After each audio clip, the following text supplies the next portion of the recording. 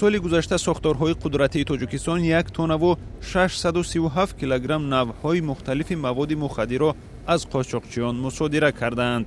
ин миқдор нисбат ба 1 соли пеш тақрибан 2 тонна камтар будааст.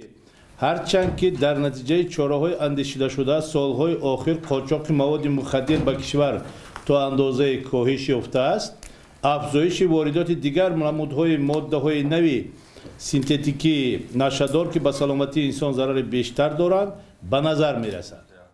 ба гуфтаи ҷаноби Салимзода, феълан ҳабҳои экстазӣ ба Тоҷикистон аз кишварҳои аврупоӣ дар дохили мошинҳои дасти дуввум ворид карда мешаванд. дар як сол 6000 аз ин гуна ҳабҳоро ошкор карданд.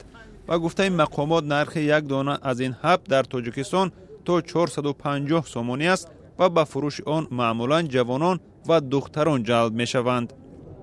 соли гузашта дар Тоҷикистон фаъолияти ҳудуди 100 нуқтаи фурӯши маводи мухаддир боздошта шудааст. ҳамчунин раиси агентии мубориза бо маводи мухаддир гуфт, 1 килограмм афюн аз $300 солҳои қаблӣ то $1500 боло рафтааст. мақомот мегӯянд марзи тӯлонии муштараки Тоҷикистон бо Афғонистон масири аслии интиқоли маводи мухаддир ба кишвар аст. аммо афзоиши ҳабҳои сунъӣ нишон додааст, ки кишварҳои назди Балтик ва Аврупо роҳи нави вориди маводи мухаддир ба Тоҷикистон будааст.